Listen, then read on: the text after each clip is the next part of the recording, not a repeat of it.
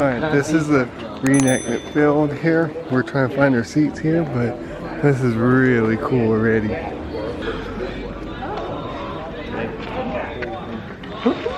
So on a scale of 1 to 10, how excited are y'all? 45. I'd say about an 8, honestly. I would be say about 15. Like, I think the field here is so cool.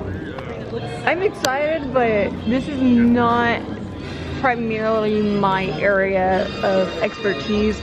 So they did give us earplugs here, and they told us that they will let us know when we need to put them in. So on the camera it may be really loud here.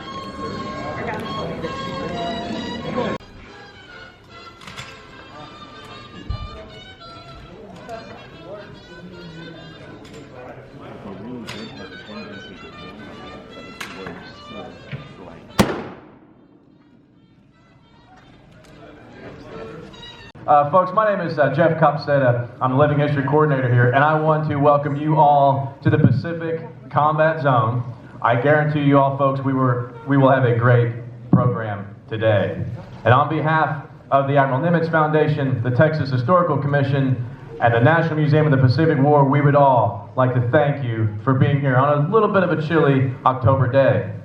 I do want to bring some attention to a 75th anniversary this month. Back to our MacArthur question. On the 20th of October, 1944, General MacArthur, we're not playing, buddy. You can put your hand down, it's okay. Sorry, buddy, next time. He did eventually make his return to the Philippines. That is the 75th anniversary this month. Now, I'm not going to give away all my secrets, but there may be a MacArthur sighting before the end of the program.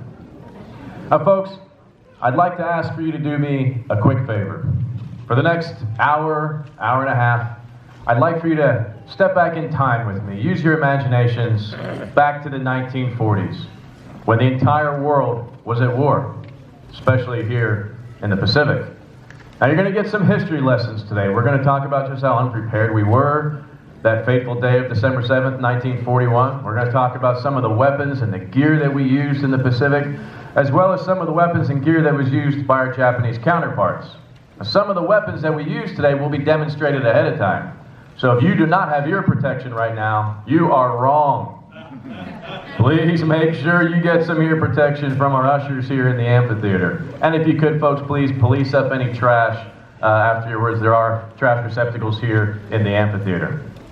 Now, with the exception of myself and one or two others, almost everybody you see out here today is a volunteer. So if this is something you have a passion for, you have an interest in, and you think you may be able to help, please come see me after the program. We thrive on our volunteers. And speaking of volunteering, at this time, I need everybody to raise their right hand. Your other right hand, there you go. Suckers. Congratulations, you belong to Uncle Sam now. I'll see you on the beach. Because a real fighting force has arrived. Saltwater Cowboys. You see this right here? USMC. That does not stand for Uncle Sam's Misguided Children. That stands for the United States Marine Corps. Can I get a hoorah? Hoorah! It was a true joint effort by all branches of the military to win the war. Now, my name is Brian Degner. I am the Education Outreach Coordinator here at the National Museum of the Pacific War. I'm dressed, not in all of the gear, but somewhat as a World War II Marine today. But something I always like to get straight from the very beginning is, do not come up to me and thank me for my service. Because I never wore the cloth. I was never in the military. Now, I was an active duty classroom teacher for 31 years, primarily middle school, as you can tell. But I'm still getting to do what I love to do, and that is to teach people or share our nation's history with people that come to this museum. And because of our outreach programs here at the museum, we're able to go to schools that may never be able to come to this museum, and we've recently started our distance learning program where we can conduct World War II history lessons basically anywhere in the world. So, If you are an educator or you're a parent and you would like your school to come to this museum or possibly have a distant learning class, see me after the show. For schools to come to this museum, it is absolutely free of charge. You just have to make a reservation.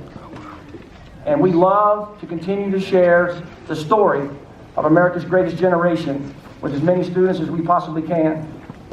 Now, as I told you, I'm a former classroom teacher. And when I'm standing in front of a group like this, I begin to have some flashbacks that I'm in the classroom again. So I'm going to treat you as if you're in my class. So set up straight. I don't like slumpers. And pay attention, because I'm going to give you a quiz at the end of the program. Be ready for the quiz. All right, World War II is actually going to get started in the 1930s.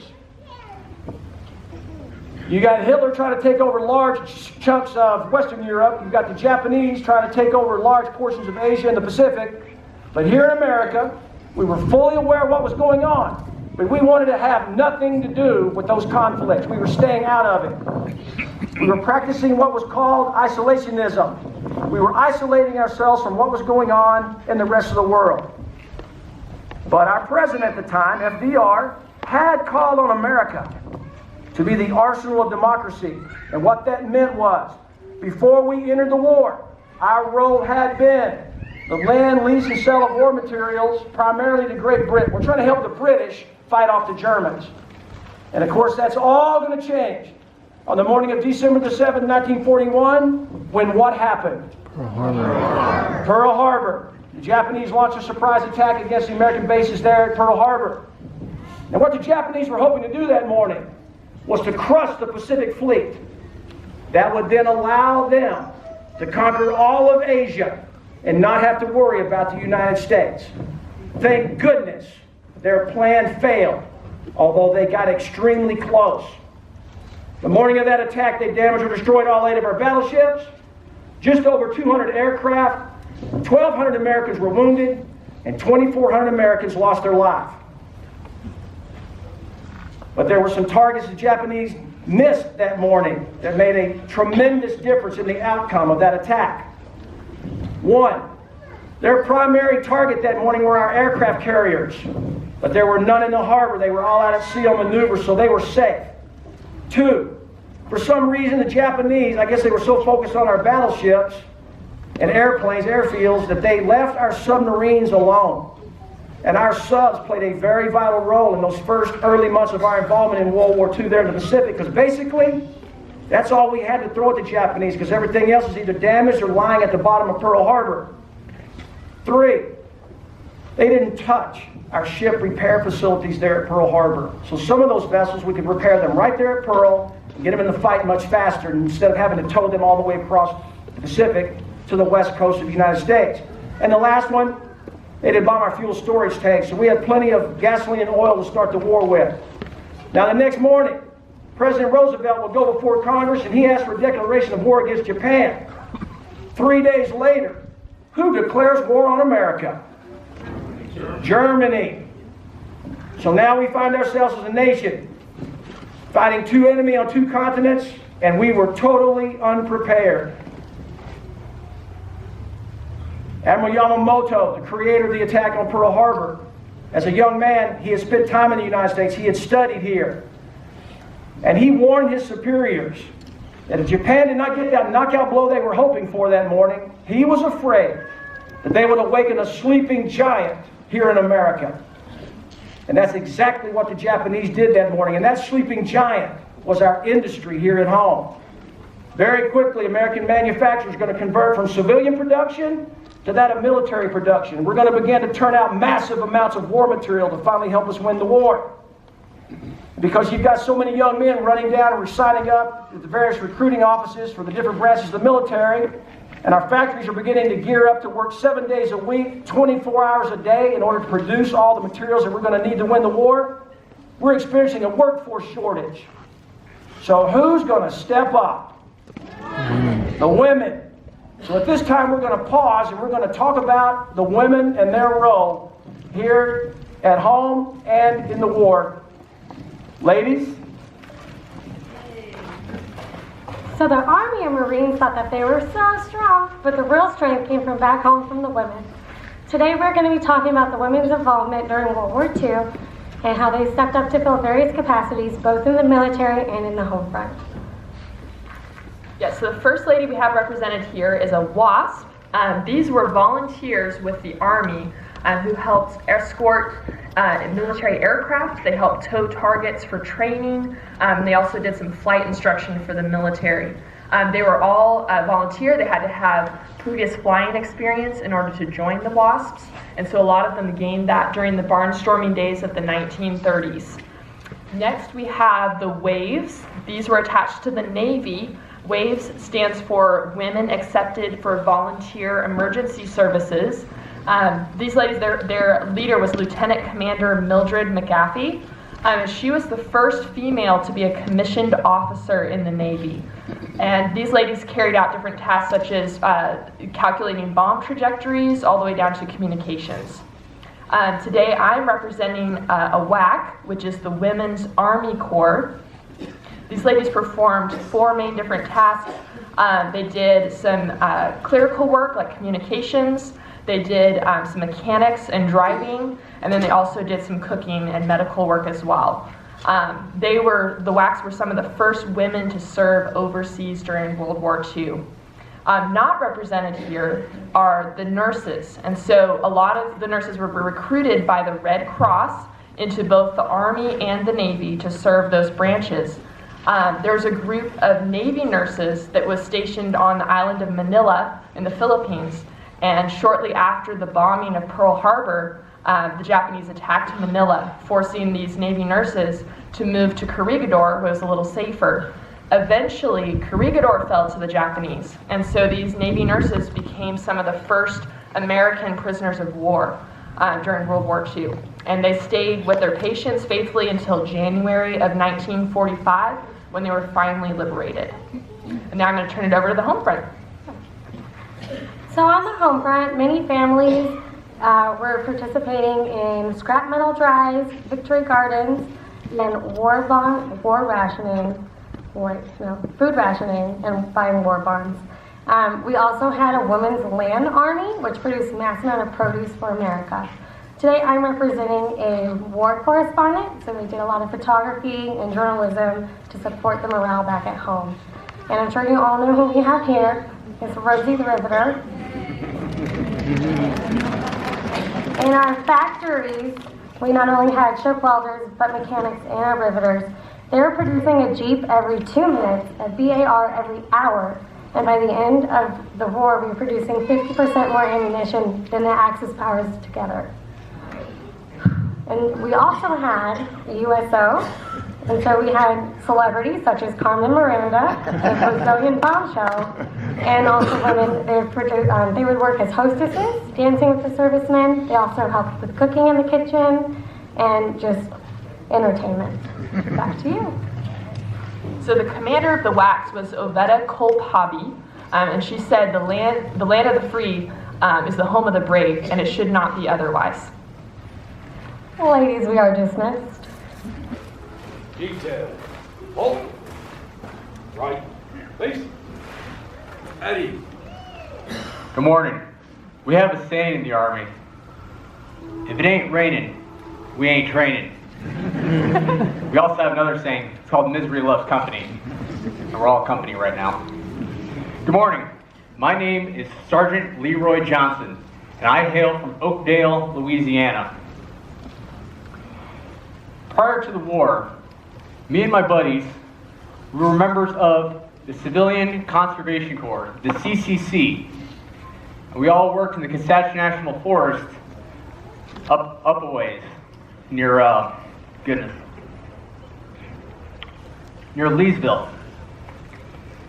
So, 41, we saw the storm clouds of war forming, even in little old Louisiana, so me and my good buddies, we all joined up.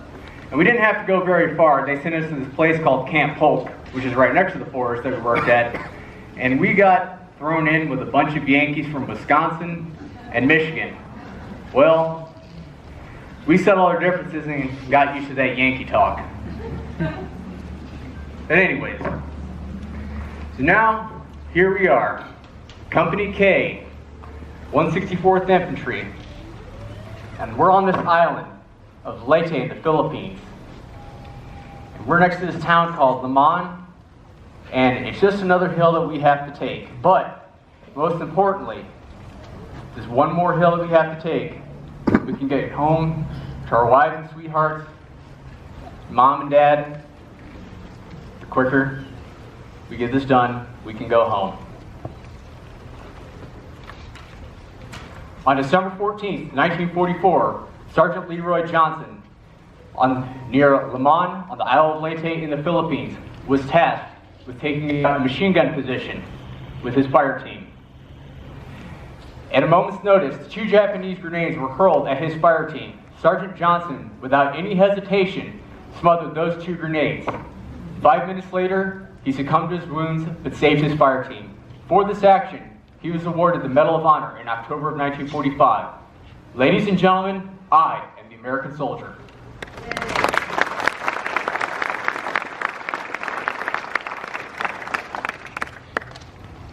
My name is Gunnery Sergeant Warren Goodwin.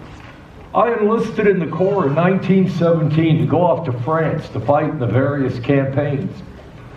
At the Battle of Belleau Woods, my first sergeant yelled to us, "Come on, who wants to live forever?"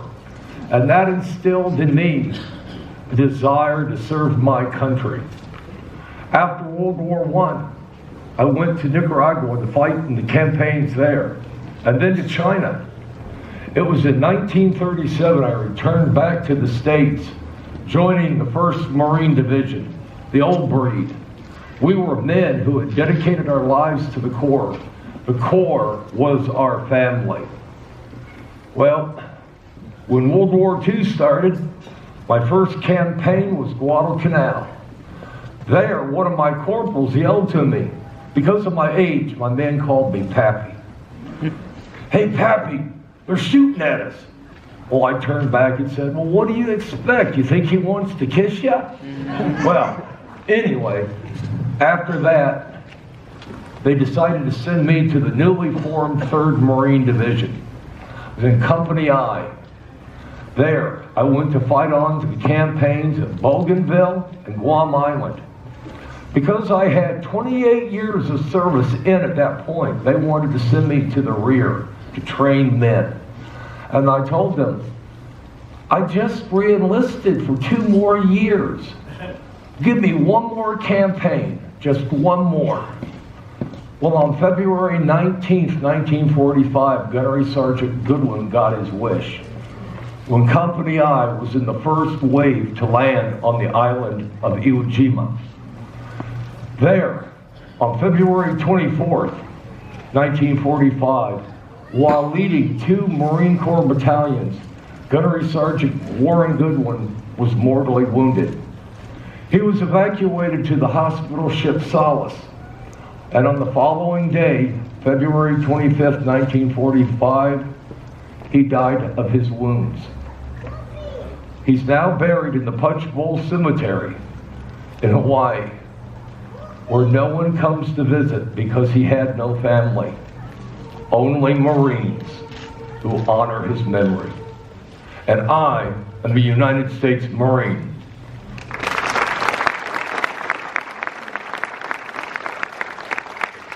Morning.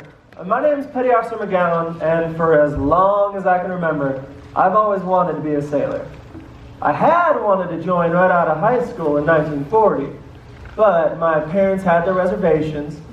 There was talk of war on the horizon, with some guy taking over half of Europe and another invading a bunch of islands in the Pacific, but eventually I brought him around to the idea. And so I went to my recruiter, and he asked me, well, what do you want to do? I had no idea.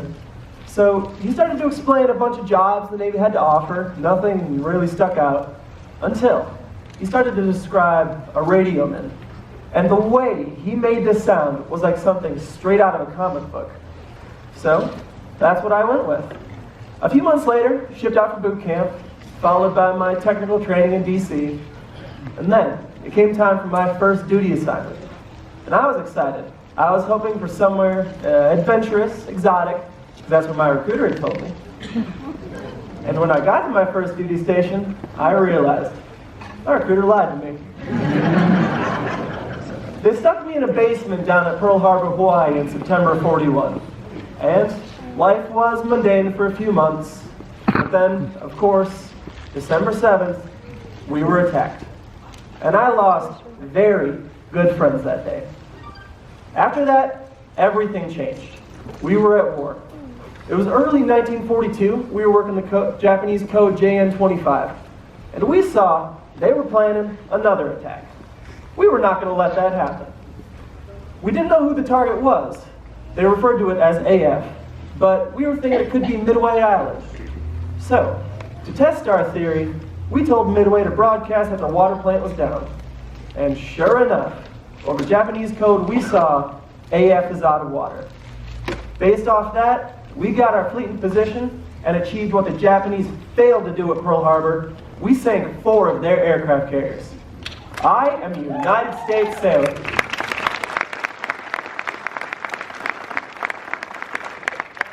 Not represented today is the United States Coast Guard. Not only did they pilot all of the Higgins boat, they did all the logistics up and down the beachhead. They got all of our supplies, they got all of our landing craft, they got everything set up. All landings would not have been possible without them.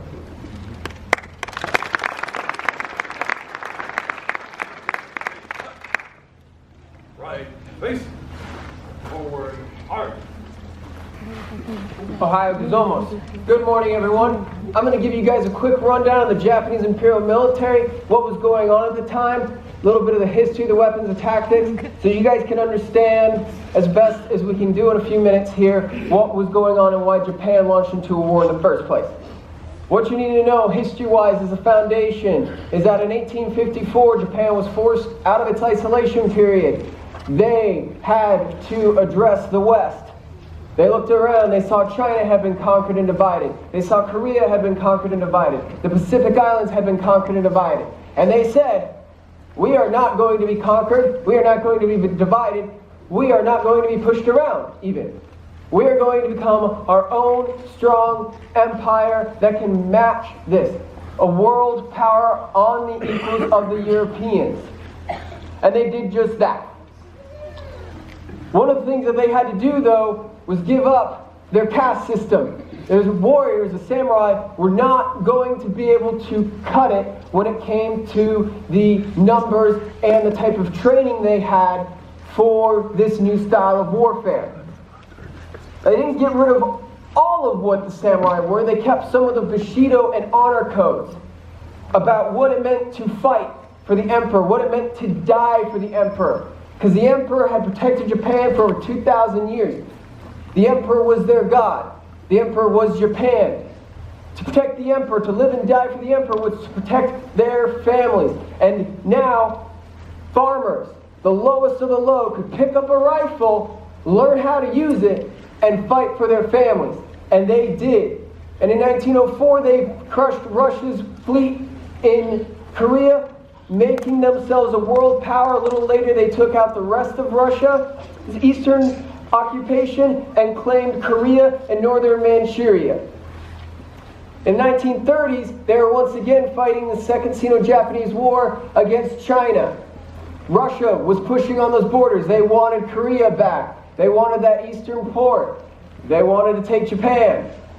But in 1938, Western powers put an oil and iron embargo on Japan. Japan has no oil resources. Japan has no little iron resources. They were able to get some from Korea and Manchuria, but there was constant fighting and things that they needed to do in there, which didn't make it easy. Now down south was the U.S. Philippines, the Dutch Indies, the other Pacific Islands, and to this day, there is still plenty of oil in the area. Japan decided they needed to make aggressive moves south in order to secure the resources that they needed to in order to maintain their status as a world power and not be pushed around. First execution of that was against the United States in 1941. They'd begun moving south in China already. But they have to have soldiers to do this. and their soldiers are going to master the battlefield. They took a year-long tactic training that went over tactics, other things that helped them become the masters of the battlefield. The first thing is marksmanship. We have the Arisaka rifle, 7.7 millimeters by 58 long. This is a large caliber rifle. This variant was developed in 1938. The Arisaka rifle line started in 1906. Multiple variants, including size, carbines, breakdowns, depending on what they needed. Japan was not the only one to field the Arisaka rifle. Third most common rifle in the Russian military was the Arisaka rifle. Mexico bought 60,000 Arisaka rifles. This was a strong rifle that was used all the way into the late 50s and 60s even. It's lightweight, easy to produce, chrome line, strong, sealed against the elements. These things were nearly indestructible. Please put your ear protection in and we will demonstrate this rifle.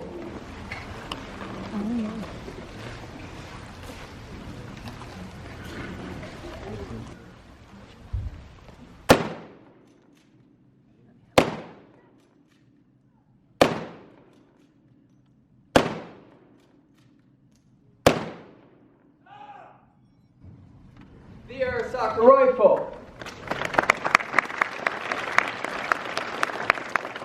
Soldiers are trained out to 300 meters and more. Many of the Japanese Imperial Naval Special Naval Landing Force could hit 600 accurately and quickly. It's a lightweight rifle. I hope you noticed that it did not have to be removed from the shoulder line for its faster sight picture, easier target acquisition, faster rate of fire. The other thing I hope you noticed was our Type 30 bayonet, 16 inches long. This is an all-infantry bayonet. Every single soldier knew how to use this. Second thing that Japan needed to do was conquer the battlefield, was know how to do close quarter combat and hand-to-hand. They knew how to use this on rifle, off rifle. They could fight with almost anything. That was part of their training. Not many nations focused as hard as Japan did. That gave them the edge. They knew how to jump the enemy lines and break them. Most of their enemies did not like hand-to-hand combat. Japan trained themselves so that they were okay and familiar with it, which meant the enemy would break and run. It was a useful tactic because if the enemy's breaking and running, they're not organized. Japan can secure their line wherever they want, or they can continue to hold that. I said all infantry bayonet. That includes our Type 99 Nambu light machine gun, still 8 inches off the barrel. I said light machine gun. 700 rounds per minute, 30 round box magazine, maximum effective range of 1,500 yards. There is no selector switch. It is on or off at 700 rounds per minute. However, Japanese soldiers are so well trained, they sniped with this. They could pull that trigger and fire a single round. That is the discipline of the Japanese Imperial military. We will not demonstrate this rifle, but you will hear it go off in the battle. I can guarantee you that. Now, the third thing that Japan had to do to master the battlefield was learn concealment tactics. Japanese soldiers were so well trained they could hide in plain sight. They knew how to use the terrain to their advantage to hide and conceal themselves, from basic foliage to concrete bunkers, spider holes, things that the enemy wouldn't see until they came right up on top of them. That allowed Japan to either use hand-to-hand combat or even let them go behind them and spring them from behind. The last thing was night fighting. Japan trained hard to become at one with the night. What does that allow you to do? Most of their enemies did not know how to fight at night as effectively as Japan did. They could move troops, supplies, quickly, deploying them overnight when the enemy can't see them. The enemy can't see you and shoot them. You can change your line. You can make things go. The enemy goes to sleep or fight and puts in their foxholes. Next thing they know, the line's completely gone. And they don't know where the Japanese soldiers are, and they use that effectively. The last thing that's different that Japan had that most of the other militaries was not, like the U.S., was that Japanese officers and senior NCOs, like myself, did not fight. Their entire job was to lead. Japanese officers led several platoons. Those platoons were 60 soldiers or more. Yeah, they had a small caliber sidearm if they needed it. But what they had to do was tell those soldiers what to do, and it got loud. And when it came down to it, hand-to-hand combat, first one in, last one out, is a sword. Best hand-to-hand combat weapon. Japanese military learned how to adopt the sword to a battlefield of bullets and hand grenades. It was the best tool. They could use it to give other signals in nonverbal communication. They used systems of flags on rifles. They used whistles and other things to overcome the sound of multiple rifles going off just on their line. That is the basis of the Japanese Imperial Military. Arigatou gozaimasu. Thank you.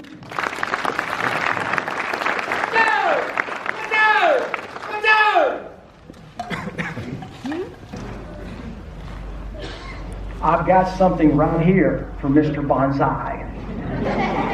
It's a Mark II fragmentation hand grenade. And because of its appearance, it's known as a pineapple. Now, you've all probably seen a movie where an actor took a grenade like this, put that pin in his mouth, bit down on it, pulled the pin, threw it a couple hundred yards, and blew a 5-story building. Not with this hand grenade. The first thing they failed to show you is, if that actor had my hand grenade, and he bent down on that pin to pull it, his teeth should follow. You have to prime it. It's got a cotter pin, you got to straighten it out. Now here's the way it works. Remember, I'm going to quiz you after the show. You depress the spoon. You pull the pin. And remember this, once you have pulled the pin, Mr. Grenade here is no longer your friend. You release the spoon. You just ignited a 5-second fuse. You're going to want to get rid of it. Now on average, you can throw it 30, 35 yards. Kill radius, 5 yards. Blast radius, up to 50 yards. You might want to duck. Now, this is one of those iconic weapons of World War II, and it served its purpose well. But as the Japanese began to change their tactics and build these heavily fortified enemy positions, oftentimes connected by tunnels, we might temporarily knock out a position with a grenade, but the Japanese are going to reman it. We needed something more. And the answer was the combat assault team. By 1943, we had clearly stopped Japanese aggression and offensive action. We'd severely crippled their fleet, and now we were taking back occupied territory. And we called it the Island Hopping Campaign. However, we were encountering a tremendous threat. And the threat was heavily defended fortified positions, lots of concrete, bunkers. And the most difficult were caves, man-made and natural, that went back hundreds of feet, reinforced by concrete, and we had to get them out. So the Marine Corps divided the team to get them out, and the team was called Combat Engineer Assault Team. Why engineers? Because the weapons they carried were specialized and only organic to the Engineer Battalion. Our first use, or actually our first use of handling bunkers, were the Battle of Tarawa. And the engineers took tremendous casualties. So the engineers trained the infantry to use these specialized weapons, and we gave each battalion 27 flamethrowers. And now they took the mission, we call them Combat Assault Team. The team consisted of a team leader, coordinated, controlled, took care of us, and tactically employed the team, and had the highest IQ. Now, he carried an automatic weapon. It is a fully automatic Thompson submachine gun called a Tommy gun. Blowback, magazine fed, air cooled, shoulder or hip fired weapon. The weapon is heavy, weighs 11 pounds. However, it is a good close-in weapon, range 50 to 75 yards. It fires a pistol round, that's why we call it submachine gun. The weapon is heavy again, 11 pounds, it's difficult to control. It has fixed sight, so you have poor accuracy, but it is a good close-in weapon, firing 600 to 800 rounds per minute. Demonstrate your weapon. Ear protection, please.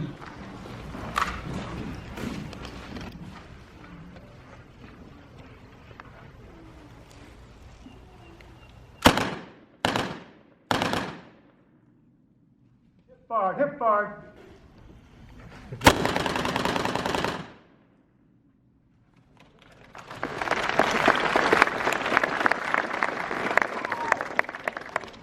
Next man is called blowtorch. He carries an M2-2 flamethrower. It weighs 70 pounds fully loaded. It will cause casualties two ways. You can burn them, and you can suffocate them.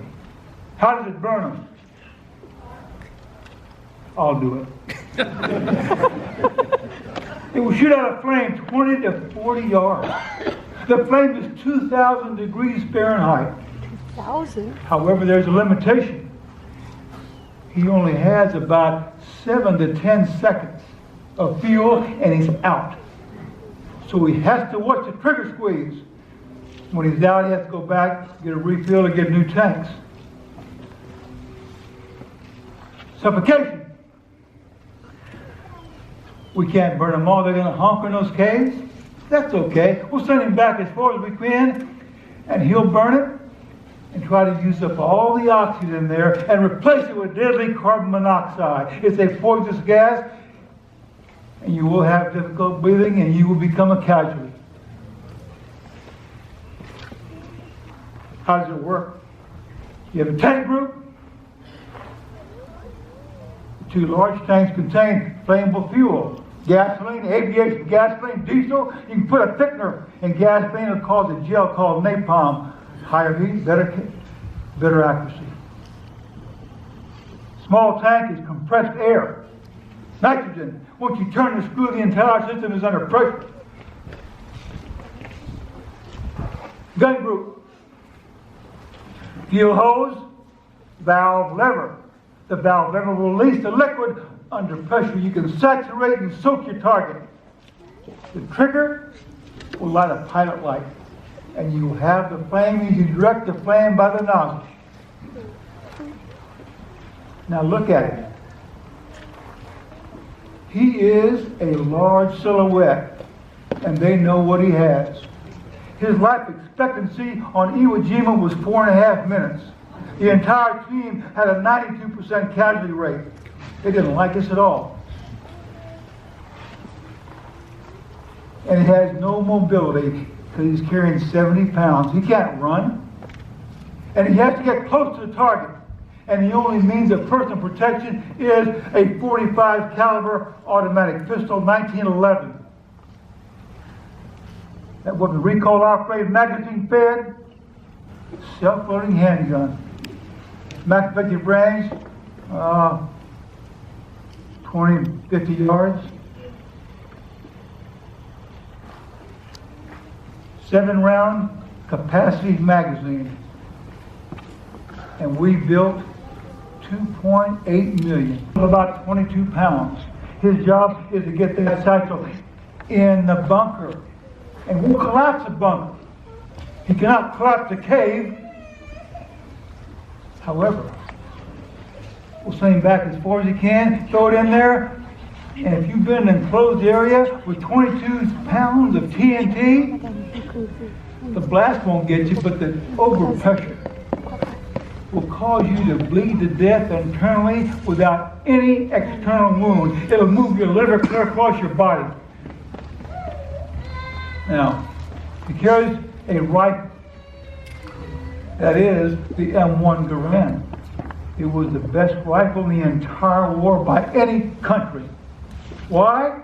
Because it was semi-automatic, gas-operated, air-cooled, magazine, M-block fed, shoulder-fired weapon. The M-block carried 8 rounds. Vice, a bolt action carrying only 5 rounds in the well. It is max effective range of 500 yards. It's a rugged and easy to maintain rifle, and we produce 5 million. Demonstrate your piece.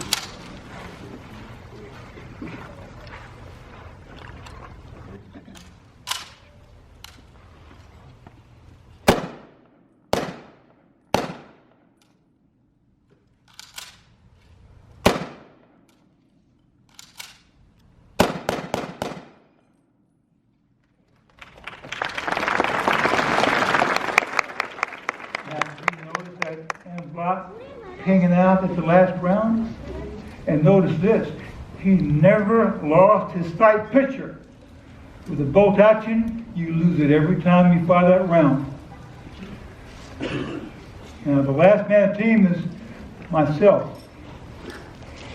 My official title is Assistant Flamethrower Operator. If I see the flamethrower guy go down, I grab the tank and continue the mission. However, I believe my primary job is to protect him. Therefore, I carry an M1897 trench gun, World War I shotgun, 12 gauge, double-aught buck, 5 rounds of circular magazine, 1 in the barrel. And my range is about the same as that flame, 20 to 40 yards. We have to get close. And by the end of the war, the Japanese, as suicidal as they were, they did not like to get burned, so I got the runaways. Now I'm going to demonstrate this weapon. It is loud. Use your protection. And a shotgun is a psychological weapon, so when I finish firing, do not run away. Stay in the bleachers.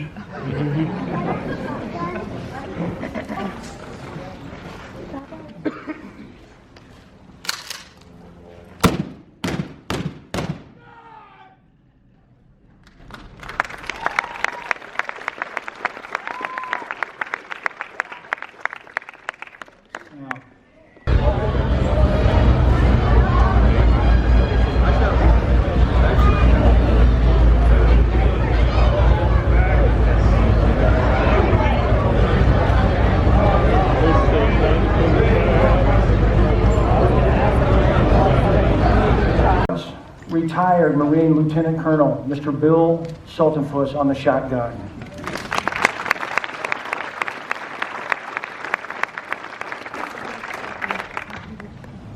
Ladies and gentlemen, I hope everybody was entertained, but more importantly, I hope everybody was educated. Again, we do what we do because they did what they did. Ladies and gentlemen, you are dismissed.